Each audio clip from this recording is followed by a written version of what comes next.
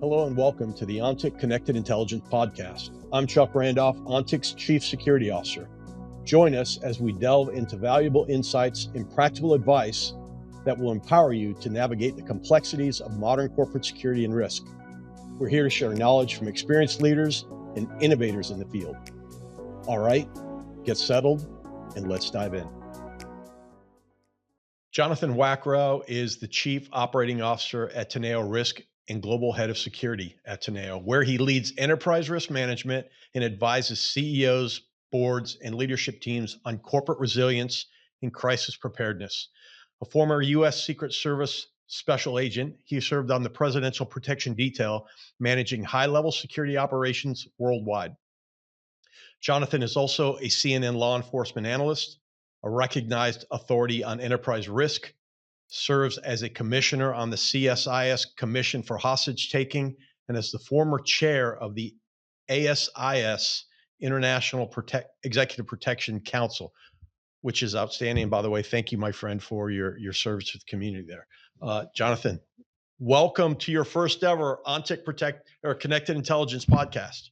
Chuck, thank you so much. It's really great to be here, and it's great to be here talking about executive protection at this specific moment in time. And I think that by the time this podcast airs, most people will have the context of why this conversation is so relevant. But it's important for our industry to really dive deep into what is going on today, really not just for the near horizon issues, but really what is the longevity for corporate security programs and executive protection programs with this very dynamic threat environment that's surrounding us. Yeah, I want to jump right into that, but before we do, just for the folks who maybe haven't seen you on TV or haven't read or interacted with you or have had the pleasure of doing that, can you walk us a little? I gave the little bit of the intro and but kind of walk us through your career and how you got to your place at Teneo and advising boards and CEOs and things. No, that's a great question because it's sort of the origin story, right? And I think all of us have it, and I'm always fascinated to hear how different people came into the industry, how they evolved to get to where they are. So, my backstory is, after college, I was in the private sector for a short time before being recruited into the U.S. Secret Service. Spent 14 years in the Secret Service, first as a criminal investigator and protection agent in New York City in the New York field office. After spending multiple years there in my phase one, I had the opportunity to go to Washington, D.C., spend time at the Department of Homeland Security on Secretary Chertoff's detail, became a shift leader on that detail, spent almost a year there prior to going to the Presidential Protection Division, where I spent just about 5.5 years all of which was during the Obama administration. And through that 5.5 years, I just had this remarkable experience to not only be a working shift agent around the president and first lady, but also to work presidential protection operations, really the backbone of what makes the Secret Service in that detail operate. So having and learning those competencies actually made me such a better agent, as I was working the shift. And then eventually went back to lead school and became a lead qualified agent around the president of the United States and able to lead and execute his protective missions literally domestically or anywhere around the world. So after spending about 14 years in the Secret Service, I decided that I had done everything that I wanted to do in the government at that point in time and see how those skills could translate into the private sector. So I came back to New York City, started working for a law firm, a risk management division within a law firm. Uh, Went to a couple smaller boutique risk management firms in and around New York before landing at Teneo. And for me, coming to Teneo was really a capstone for me, both in my personal life and professional life. One, I worked for Police Commissioner Bill Bratton. Bill, for many of you who don't know, was the former police commissioner of Boston, where I grew up. So as a kid, I got to watch Bill Bratton give interviews. I used to read about him in the Boston Globe. So having the opportunity to now work for someone who's spent 50 years in law enforcement as my direct supervisor, it was a really humbling moment. So for me, having the opportunity to come to Teneo, work with Commissioner Bratton and the broader team that is there, was just remarkable and a great honor for me. So I've been here. Actually, I think today might be my seventh year at Teneo, and the growth and what we've built as a team has been remarkable. And what it's allowed me to do in my position as the chief operating officer is really engage with the industry and build strategic partnerships with OnTick, with others, and really learn, and delve into what is going on day to day across our industry, and really looking towards the future of where we're going. Yeah, I mean, sometimes I think you get lucky where you get opportunities to bring your full career person to bear, meaning like operations, for you, the pointy end of things with protection, operation is risk management, and now come to a place where you can weaponize that, if you will, no pun intended here, for across the board to help other people figure out their risks, how to mitigate them. But on top of that, being able to work with a hero, I mean, that it's a no-brainer, my friend. I mean, in congratulations on 7 years. I mean, let me ask the question that everyone right now is like, get to the question, Randolph. Like, we have had a tragic event in which we've seen the assassination of a CEO. I mean, I've talked to I've talked to many folks about this. We had earlier this year, we had attempted assassinations of a former and now current soon to be president. A lot of organizations, I'm sure you heard this as well, ask after that, like, hey, could this happen here? Could this happen to us? The universe has answered and said, yes, it can. These gaps that people have talked about for a long, this has happened. And we saw the tragic death of UnitedHealthcare CEO Brian Thompson. And, it highlights the traditional high risk that we all face. I mean, you're talking to a lot of people about this, I'm sure.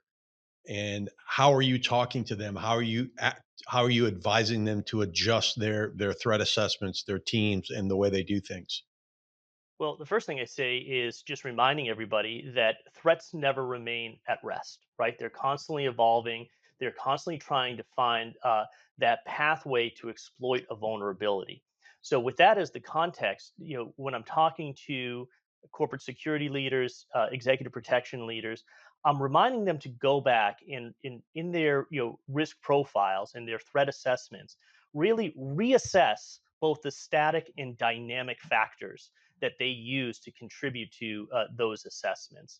And when I'm talking about I really want them to focus more on the dynamic factors because it's actually relevant to what we saw with the shooting of the CEO of the United Healthcare. And those dynamic factors are the things that actually are changing over time. Oftentimes, as a consultant, I'll go in and I'll hear corporate security teams say, "Hey, we do an annual threat assessment." Well, that's great because that's great on that singular day, on the static factors, but those dynamic factors get stale the very next day.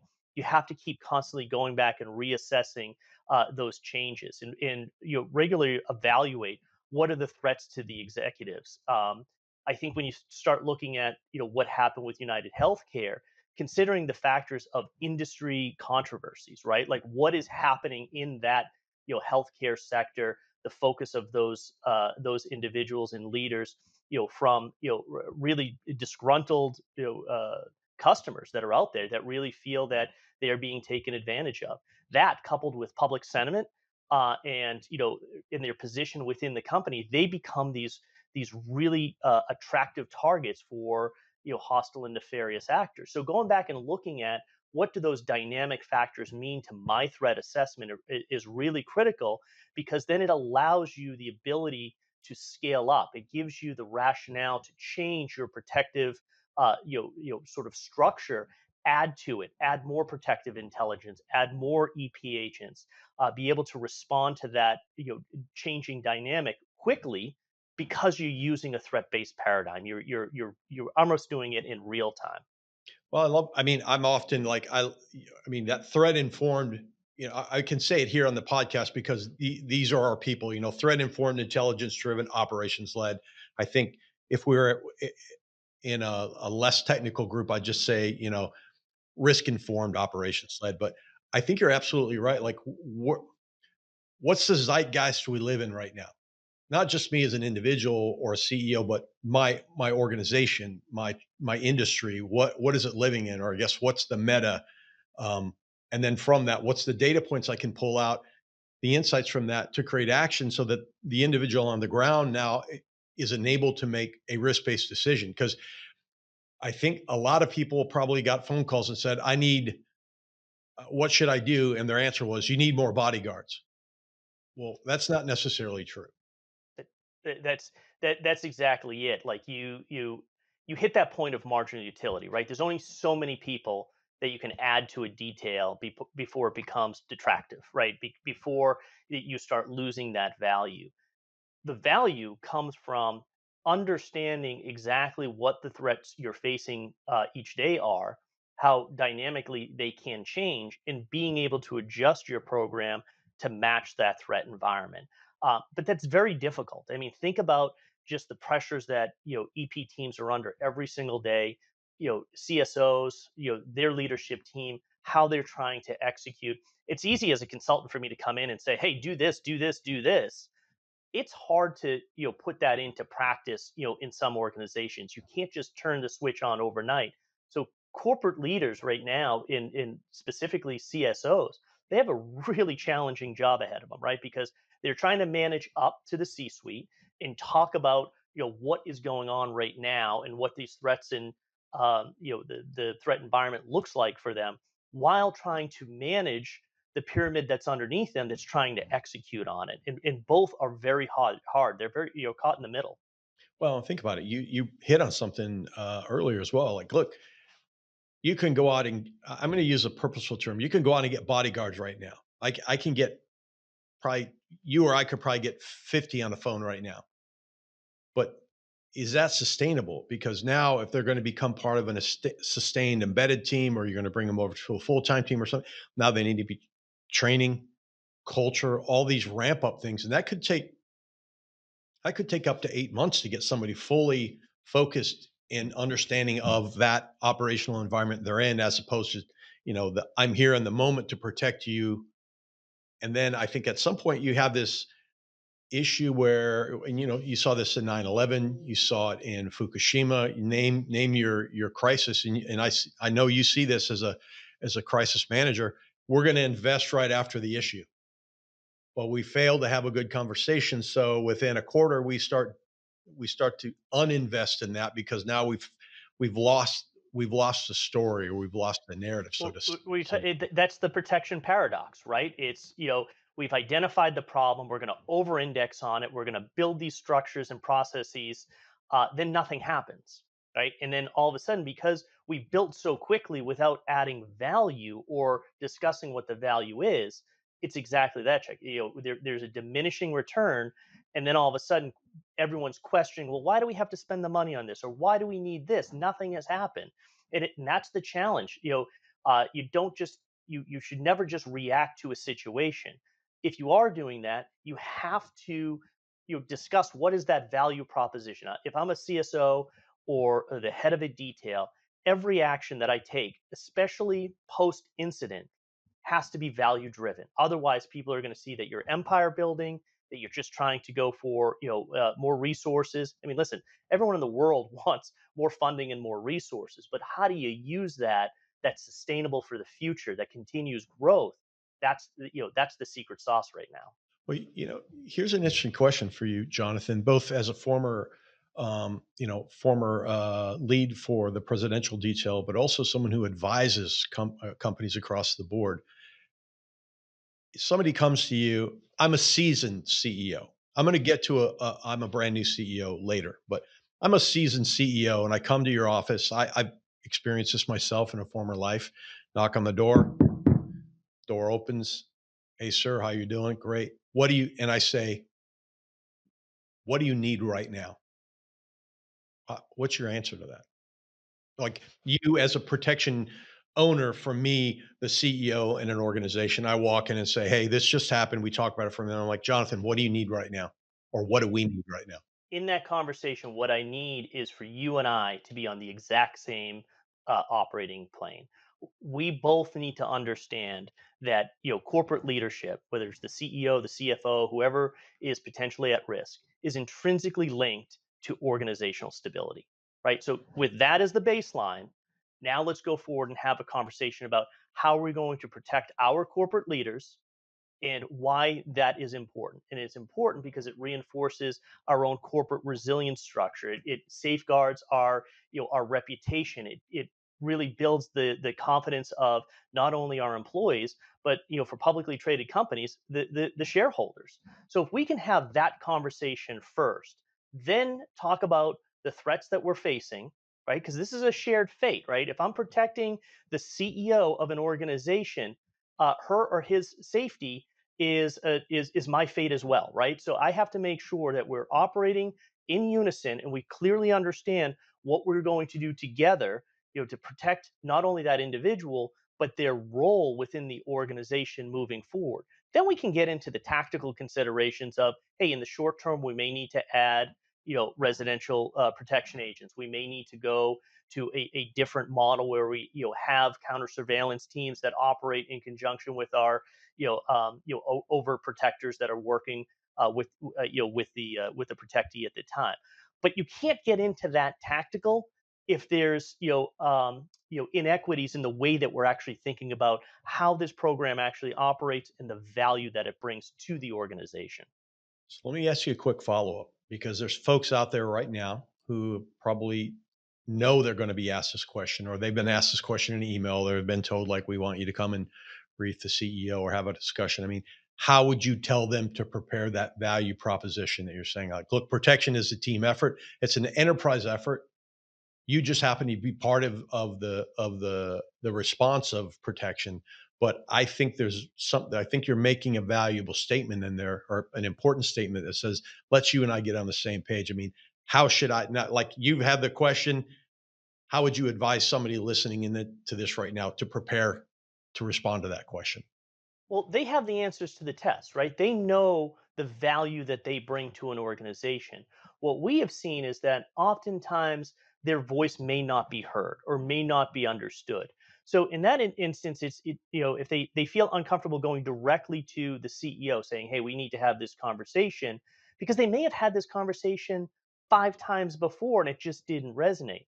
Sometimes looking for other proxies within the organization, the general counsel, maybe someone from the board that can help support that initiative or amplify your message internally. Again, it comes down to, you're doing this for the right cause, right? You're doing this to protect the organization as a whole in addition to just that individual. So sometimes you have to figure out the pathway to communicate your value. It may not be a straight line linear conversation. You may have to build a little bit of a coalition internally of others that understand your value to raise it up. And because, listen, you know this, you've lived this in shared experiences where some corporate executives are just have an allergic reaction to protection, right? They don't like that intrusion into their life. But how do you basically bring the value of that structure to that individual? Sometimes it's hard one on one. It may have to bring in others into the conversation. Hey, we'll get back to the conversation in just a moment. But first, in the world of safety, security, and protection, we know that gathering and sharing information is crucial. That's why we created the Ontic Resource Center as a hub for security strategies, best practices, and tools and tips to do your job more efficiently. Take a look at the articles, checklists, guides, industry frameworks, and more. Check out the link in the episode description to visit Ontic Resources, or go to ontic.co/resources.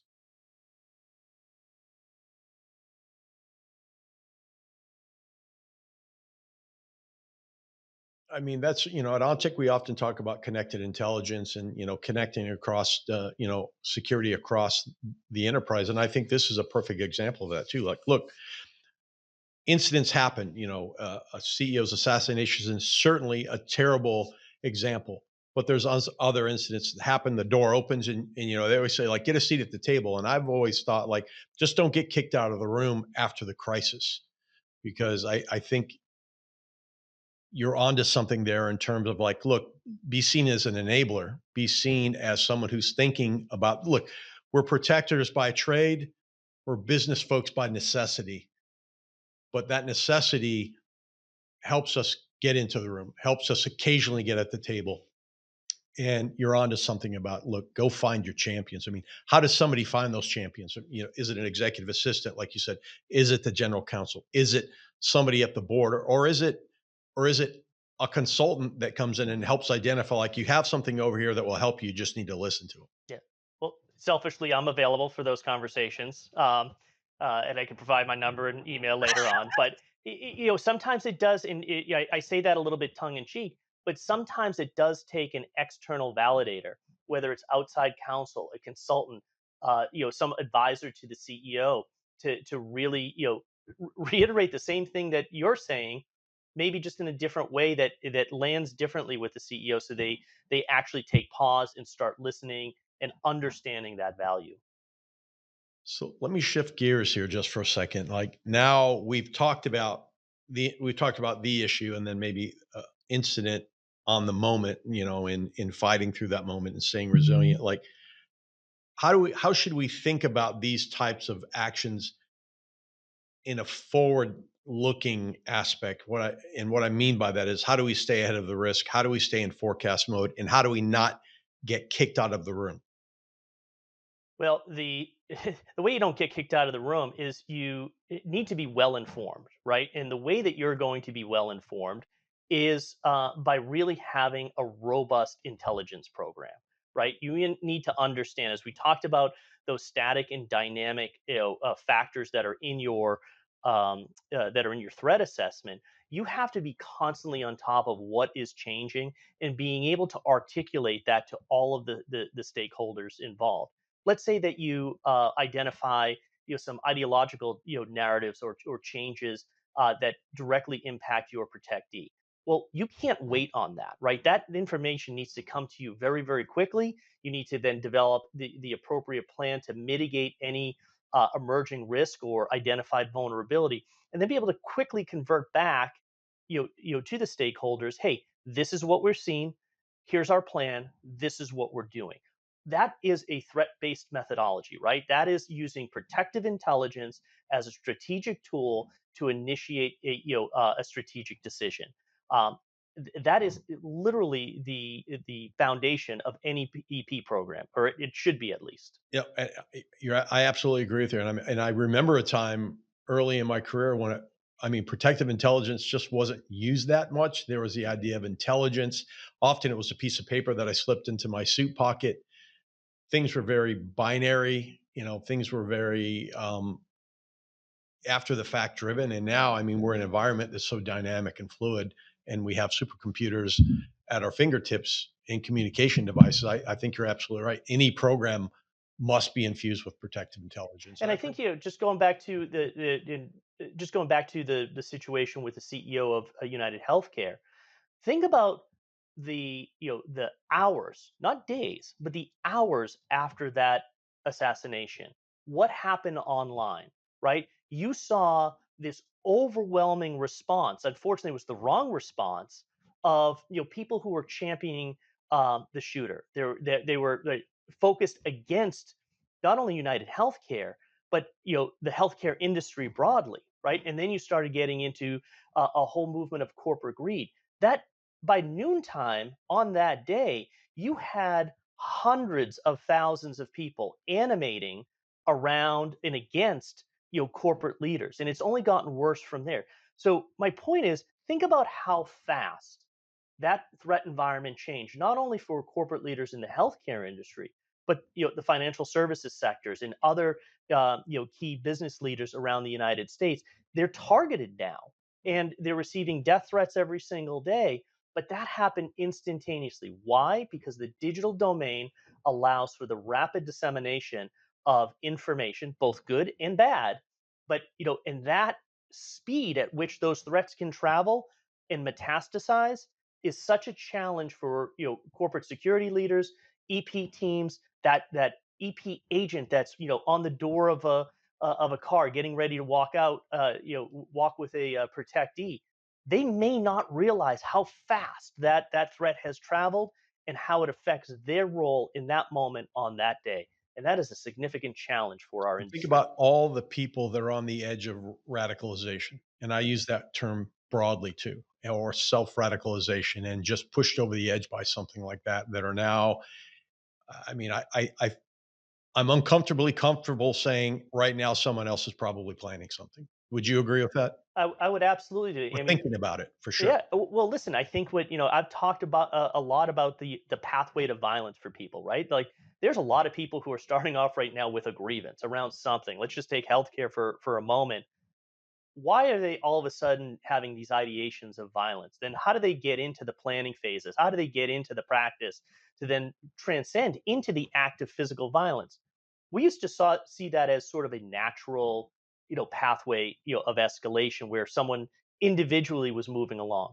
Now they're forced up that continuum. Why? Because their act may be individual, but they are motivated by other groups. And where are they motivated? They're motivated online. They're hearing support online, whether it's directly or through anonymous sources. They feel empowered. They feel emboldened. They feel that they should be doing this.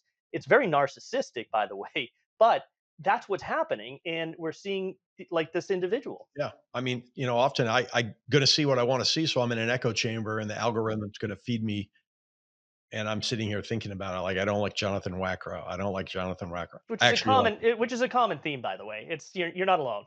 hey, let me, I've got a couple more questions I want to ask you, but I don't want to let you go without asking you this. And I think about you as a consultant and a community leader. I mean, earlier we said, hey, there's an older CSO. He's been here for a while. I come in and I talk to you. What do I need? I mean, flash forward a couple months and you're in front of a new CEO and it's that 5 minute, like, you're going to meet the CEO. You get 5 minutes. I mean, in light of all this, Jonathan, how should we be thinking about that conversation with the brand new CEO? What does she need to know? And how do we create that synergy that you've been talking about? Well, that is such a critical first conversation. It's something that I work with my clients on because, in preparing for that first conversation. And what we always say is you need to sit down, walk into that room, and talk to the CEO and really present a clear overview of the security organization, its mission, vision, values, its key responsibilities, and also highlight some of the past accomplishments that you've had. From there, this is all like basic communication, but you need to sit down and talk to this new CEO about their personalized risk, right? It's you don't go in and just throw down a threat assessment or a risk assessment that was done. You need to sit down and describe elements in there that affect them personally, affect their family, that talks about their risk, not to broker in fear, but actually to have a fact-based conversation that talks about those threats, their position in the industry, right? Like, why elevating or sending into the role of CEO? Why does that change their risk profile? Maybe they came from a different industry, and that now they're in one that's highly targeted. Their visibility, their optic, talking through that, and if you only have 5 minutes, you have to go quickly. But what you're going to do is you're going to set up initially your bona fides, right? Like, why do you exist within this organization? Why is what you do in terms of threat assessments important? Because now you've just explained it, and then you can say this is what we do. You can highlight the unique risks that are around the organization, things that have happened in the past, but talk about the structure moving forward and what the value of that is for not only the individual, but for the role of the CEO or CFO or whomever the executive may be. Yeah, I love that. I used to hate to get the question like, "What keeps you up at night, Chuck?" And my response was always the same: random traffic accidents, Mhm. because they're black swans. We don't see them coming, and they could have disastrous effects. Everything else we can monitor and mitigate against if allowed to do so. Let me ask you, you just, by the way, and I mean that earlier, like, thank you for your service to the community in terms of managing and chairing the As Is EP Council. And I'd like to draw on your years of leadership and executive protection and just kind of sitting atop a precipice. I'm not putting you on a pedestal, but just sitting at a larger level, looking across the playing field. And you're in the business of consulting. 3 to 5 year plans are kind of out the window. So I'd ask you, like, again, in light of everything we're seeing, permacrisis, Syria, the assassination of a CEO, Ukraine, Russia, China, unknown drones, all the things. What's your what's your outlook in forecast, and how should we be thinking about the space of executive protection in, say, the next 36 months? That's a great question. I Ready to mean, go. so how many hours do we have, and can I bring in some PowerPoint slides? Um, Listen, I've said this before, and I've said it, on air at CNN. I've said it, to industry, professionals. This is a seminal moment for corporate security and executive protection.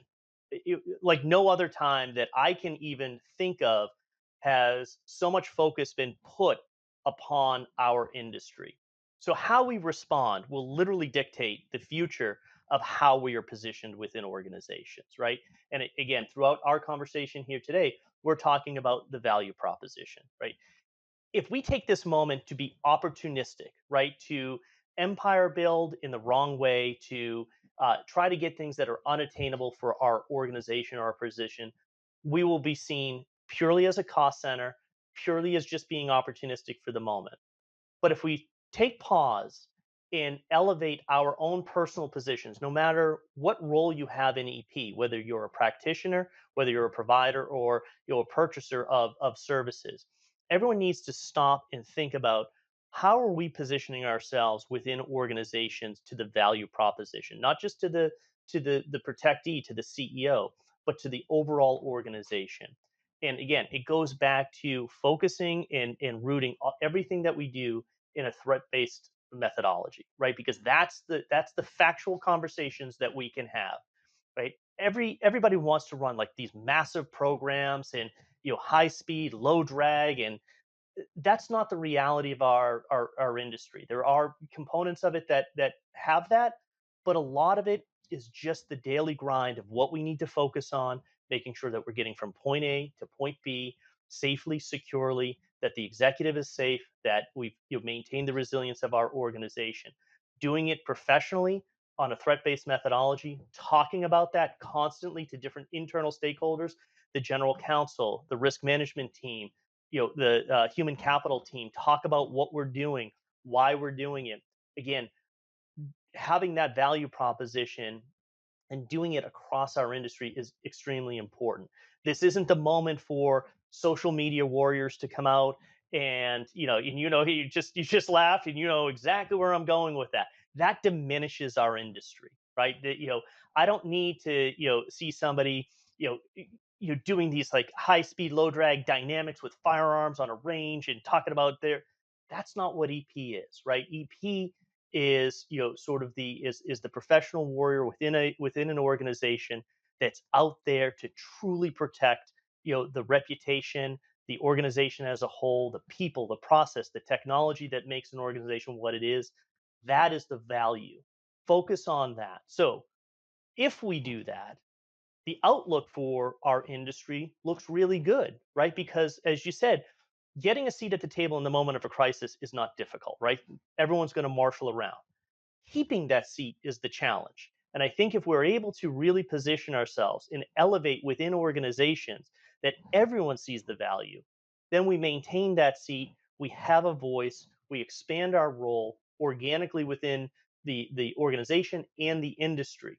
And so I think that there's a very good chance that we are going to be able to achieve that, because what I've seen right away is the industry marshaling around that ethos. And from industry calls and ASIS and other professional organizations that are out there that are literally talking and squawking with each other about hey, how do we position ourselves? What are you seeing? I'm in this industry, are you seeing these same threats? Hey, we have a vulnerability here. There's again, I talk about the shared fate within an organization. It's a shared fate within our industry right now, and I see us, actually winning and succeeding with that rate, today.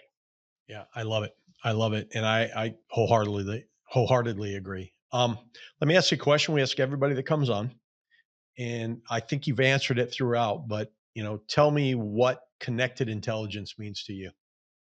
So I just use the word ethos, and it applies here. Connected intelligence to me is an ethos that everyone who's involved in not only corporate security but executive protection must possess. Again, practitioner, provider, procurer, you have to have this thought around how do we collectively share information to identify, assess, address, and respond to a multitude of threats and hazards that face us, right? So that connected intelligence is the key, right? It is the cornerstone for what we're doing day in and day out to be able to just survive in this dynamic threat environment that changes every single second.